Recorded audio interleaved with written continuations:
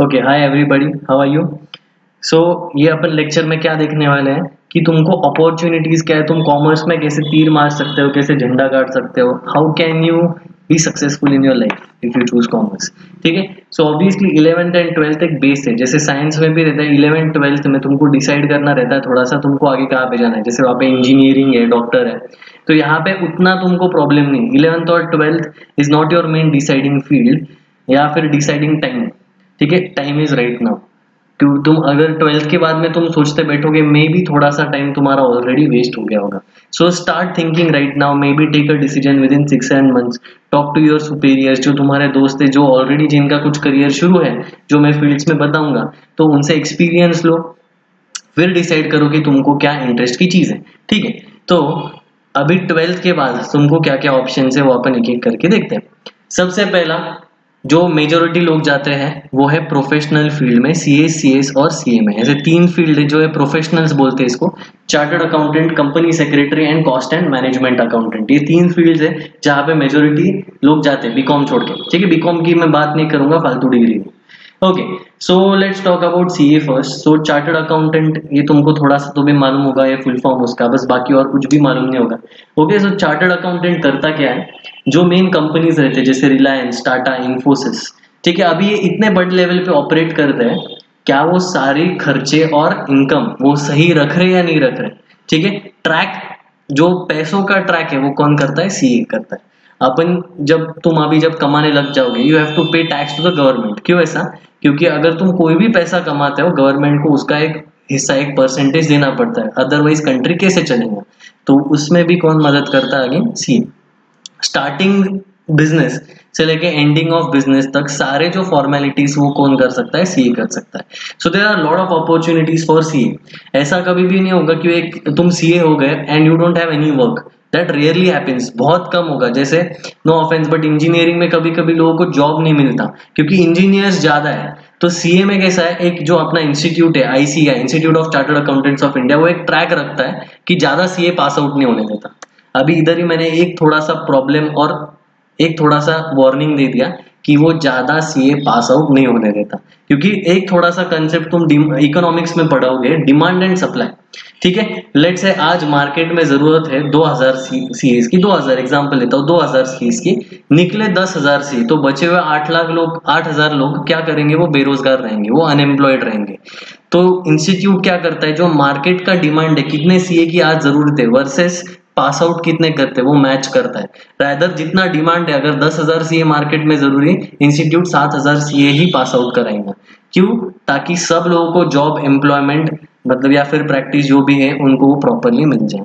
ठीक है, तो यहाँ पे डिमांड और सप्लाई मैनेज होता है। मतलब जब तुम फाइनल एग्जाम तक जाओगे, ऐसा हो सकता है, वापिस मैं बोल रहा हूँ, ऐसा हो सकता है कि तुमने पेपर अच्छा दिया है but may be institute will not pass. ठीक है, मैं इधर ज्यादा और नहीं इसमें ये करूंगा, ये इधर कोई भी बताता नहीं, तो इधर थोड़ा सा एक कॉशियस है। ये तीनों जगह में ऐसा ही होता है। दूसरा एक फील्ड है सीएस, कंपनी सेक्रेटरी।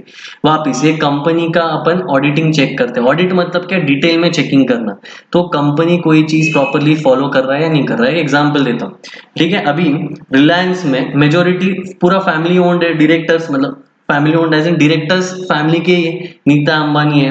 ठीक है, फिर उसके बच्चे हैं जियो में, वो डायरेक्टर्स है। अगर वो अभी वो जो बच्चे हैं वो हार्वर्ड से पढ़े हुए हैं, सो ऐसा नहीं है कि मतलब उनको कुछ भी नहीं आता, दे आर क्वाइट लिटरेट, काफी नॉलेज है उनको।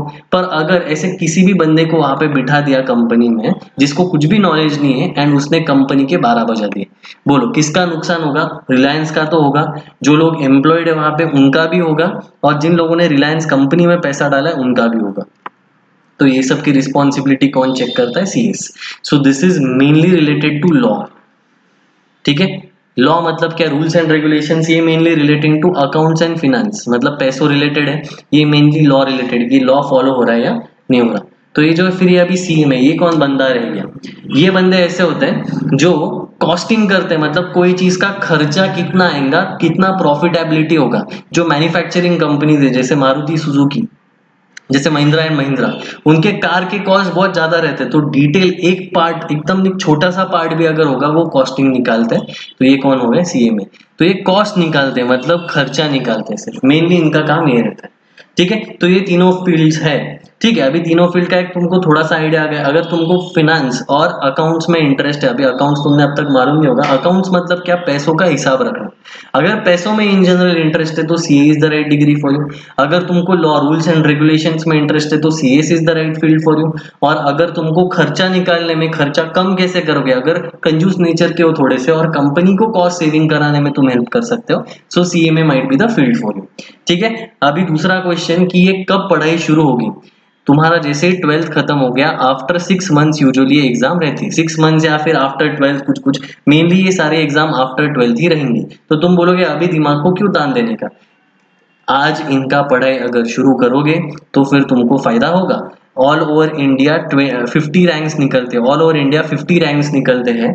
तो अगर तुम्हारा रैंक आ गया तो सोचो कितना प्राउड फीलिंग होगा। सीएस में थोड़े कम रैंक निकलते हैं, सीए में 50 रैंक्स निकलते हैं, तो सोचो ऑल ओवर इंडिया अगर तुम टॉप 50 में आए, won't you be proud, won't you feel confident कि जब तुम नेक्स्ट कुछ भी जो पढ़ाई करनी है तुमको इन इंडिया और out of India, will be proud for that. तो इसलिए यू कैन टारगेट, क्योंकि अगर 2 साल तुम मेहनत करोगे, 2 साल पढ़ाई करोगे इन कोर्सेज का, तो ऐसा हो सकता है कि तुम्हारा रैंक आ जाए।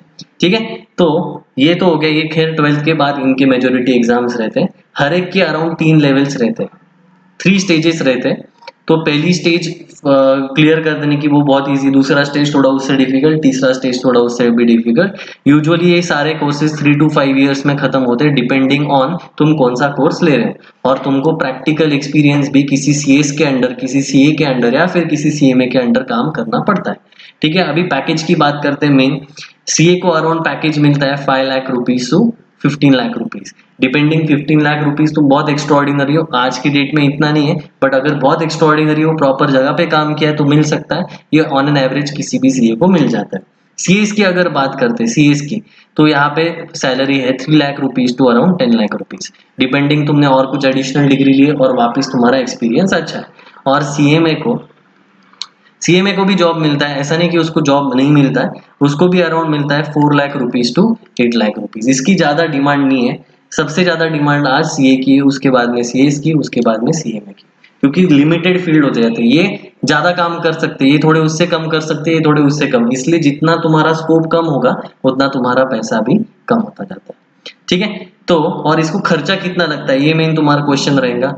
अराउंड इनको क्लासेस की फी पकड़ के 2 लाख से लेके 3 लाख तक खर्चा आता है, राइट। पर ये खर्चा एक टाइम पे नहीं आता, ये over the period of 5 year से खर्चा आएगा। इसमें रजिस्ट्रेशन फी आ गए तुम्हारे, इसमें क्लासेस की फीस आ गए, ट्रैवलिंग कॉस्ट नहीं आया, रहने का, बोर्डिंग का वो खर्चा यहाँ पे नहीं आएगा। ठीक है, मेजोरिटी यहाँ पे सिर्फ ट्यूशन फीस ही आएंगे। ठीक है, अगर तुमने नासिक से क्लासेस किए तो सस्ता पड़ेगा, वही मुंबई या पुणे से किए तो थोड़े और महंगे पड़ेंगे, डिपेंडिंग। ओके, पर ये वसूल हो जाते हैं कि ऑब्वियसली देखो 2 या 3 लाख भी अगर तुम्हारा खर्चा हुआ पहले ही साल में, हर एक मतलब पहले साल में उतना तुमको पैकेज मिल रहा है, so that's not a big deal. ठीक है, ये अपना हो गया ओवरऑल आफ्टर 12th, ये प्रोफेशनल डिग्रीज बोलते हैं उसको। ठीक है, अभी दूसरा देखते हैं आफ्टर 12th लोग क्या करते हैं, बीकॉम का एडमिशन लेते हैं। बीकॉम क्या रहता है, एक सिर्फ थोड़ा सा कॉमर्स का नॉलेज वाली डिग्री है। अगर लाइफ में कुछ भी नहीं तुमको करना है, सिर्फ घर पे बैठना है, घर वालों के पैसे खाने हैं, तो फिर ये बीकॉम करो। मैं ऑनेस्टली बोलता हूँ there is no point in doing BCom. सिर्फ तुमको एक साइड बाय साइड कोई डिग्री चाहिए तो बीकॉम करो, अदरवाइज 12th के बाद थोड़ा अगर घर वालों का सपोर्ट होगा फाइनेंस में तो फिर डू बीबीए। ठीक है, बीकॉम में कुछ भी पॉइंट नहीं, करने के लिए करना है तो फिर एक डिग्री लेने का, वरना अगर if you have some finance, क्योंकि ये बीकॉम 3 या 4 हजार में पर ईयर हो जाता है, इनटू 3 इयर्स कर दो इसको। ठीक है, तो उतने इसमें बीकॉम हो जाता है और क्लासेस की फी मिला के ये 50,000 में हो जाता है। कोई बीबीए का कोई भी कॉलेज की फी अराउंड 30 या 40,000 रहती है पर ईयर। बट इसमें फायदा क्या है, तुमको मैनेजमेंट के काफी ये आ जाते हैं, काफी आइडियाज आ जाते हैं, और जितना तुमने खर्चा किया है तुमको उतने का पैकेज तो आराम से मिलता है। अगर बीकॉम करके तुम जॉब ढूंढने गए तो तुमको सैलरी मिलेगा 5 to 15,000। ठीक है, सिर्फ 5 to 15,000, 15 भी ज्यादा बोल गया। बीबीए में तुमको मिलेगा मिनिमम 10 to 25,000, डिपेंडिंग तुम्हारा एक्सपीरियंस कितना है। सो बीबीए का ऑब्वियसली पैसा ज्यादा है कभी भी। ये पर मंथ है, ये पर मंथ, ये भी पर मंथ है। ठीक है, वरना तुम बोलोगे बीकॉम में इतना पैसा कम। ठीक है, ये कम पर मंथ। ठीक है, ओके। सो बीबीए अगर तुम करोगे तो अच्छी कॉलेजेस ही चूज करो। बीबीए अगर तुमको आउट ऑफ मतलब आउट ऑफ इंडिया करना है तो वो भी कर सकते हो, बट प्रेफरेबली मत करो। इंडिया में भी अच्छे कॉलेजेस है बीबीए के लिए, बीबीए इंडिया में करो, और MBA if you want to go out of India तुम एमबीए के लिए जा सकते हो। तो एमबीए के लिए तुम बीकॉम भी कर सकते हो या बीबीए, प्रेफरेबली बीबीए करो, ठीक है। फिर अगर तुमने एमबीए तुम्हारा डिसाइडेड है अगर एमबीए करने का, so that is the best option. MBA का हिसाब एकदम सिंपल रहता है, तुम जितना ट्यूशन फीस या जितना फिर तुम फीस कॉलेज की, जितना तुम ट्यूशन बोल रहा हो, कॉलेज की जितनी फीस रहती है फर्स्ट ईयर की, जितनी कॉलेज की फीस रहती है तुम्हारा पहले साल में उतना पैकेज रहता है। तुमने अगर कॉलेज की फीस भरी 5 लाख रुपीज, तुमको मिनिमम पैकेज शुरू होगा 5 लाख से, प्रोवाइडेड तुम टॉप 15 में आते हो, कॉलेज के टॉप 15 रैंक में आ रहे हो, 5 लाख से तो तुम्हारा पैकेज शुरू होगा। अगर तुम्हारे कॉलेज की फी है 10 लाख तो तुमको 10 लाख का भी पैकेज मिल सकता है। तुम्हारी कॉलेज की फी अगर 50 लाख है तो फिर तुमको इवन 70 लाख का भी पैकेज मिल सकता है।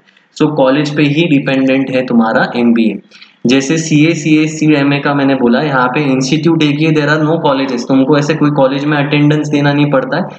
लोग हमेशा पूछते हैं कि इसके लिए कॉलेज कौन सा है, इसके लिए कॉलेज नहीं है, सिर्फ यूनिवर्सिटीज है 3, आईसीएआई, आईसीएसआई और वापिस आईसीएआई, ठीक है।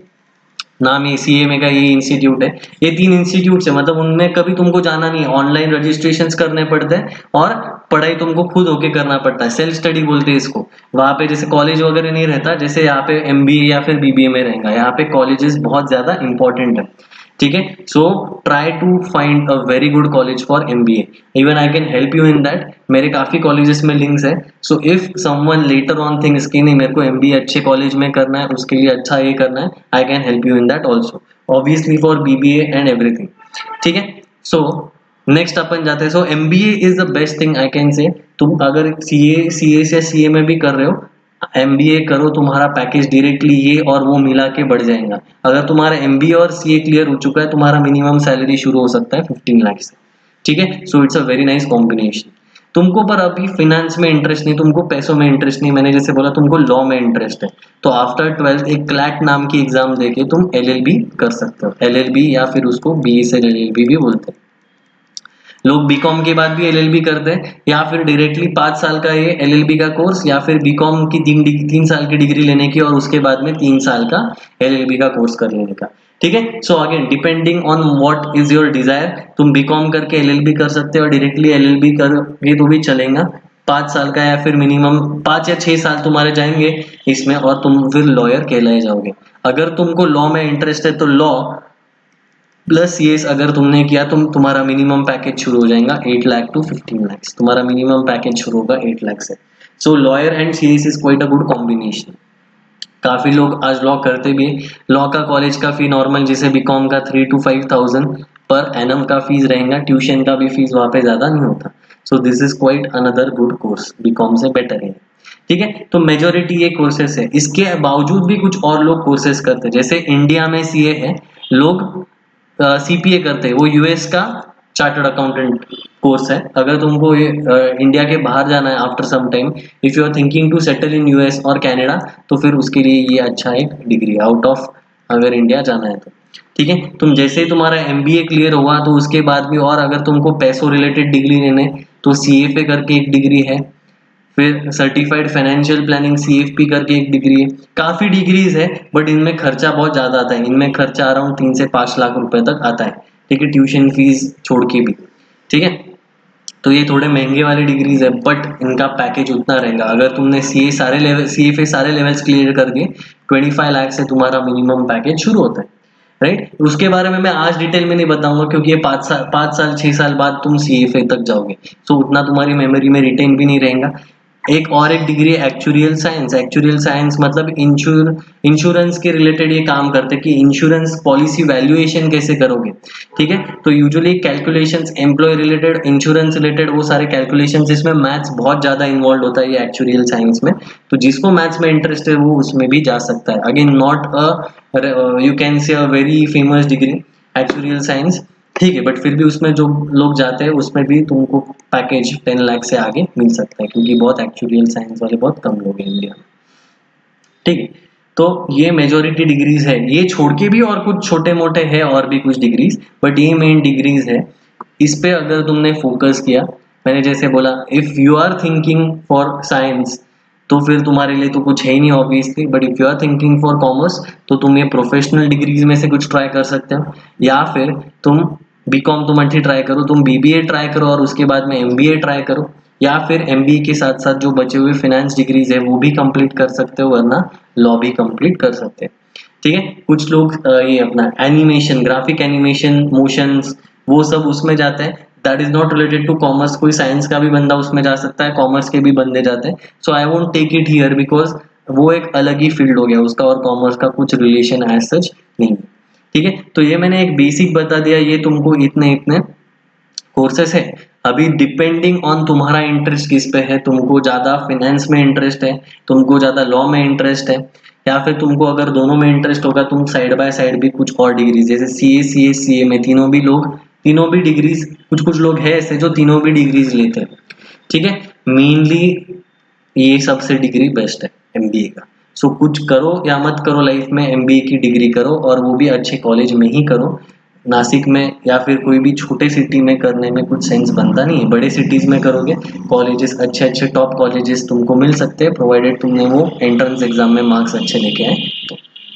ठीक है, तो again this is all on your financial capacity also. तुम्हारे घर वालों का कैपेसिटी कितना है पैसों का। अगर थोड़ा सा कैपेसिटी ज्यादा होगा तो फिर बीबीए एंड एमबीए, वरना अगर ज्यादा नहीं है and still you are interested in studying तो फिर ये प्रोफेशनल डिग्रीज भी सस्ते में निपट सकते हैं। ठीक है, so I stop the lecture here because मेरे को ये 15-20 मिनट्स में ही कवर करना था ज्यादा। If you want more details तुम मेरे को पूछ सकते हो, एक व्हाट्सएप नंबर है मेरे क्लास का, तो वो क्लास पे अगर तुमने मैसेज डाला तो भी चल जाएगा। ठीक है, तो वो मैसेज पे मैं फिर तुमको रिप्लाई कर दूंगा कि अगर तुमको कुछ भी डाउट है या फिर कोई फील्ड के बारे में और जानना है तो आई can help you in that. ठीक है, just before ending I will give you a brief introduction about my self. My name is Rishikesh Ekbote. ठीक है, मेरा सीए कंप्लीट हो चुका है, मेरा एलएलबी कंप्लीट हो चुका है, एंड मेरा सीएस का आधा एग्जाम का खत्म हो गया, मैंने आधा बाद में दिया है। So CS executive I have cleared, and obviously BCom की डिग्री है बट वो में लगा था नहीं। ठीक है, why did I take this lecture is, लोगों को क्लैरिटी नहीं आता कि करना क्या है उनको लाइफ में।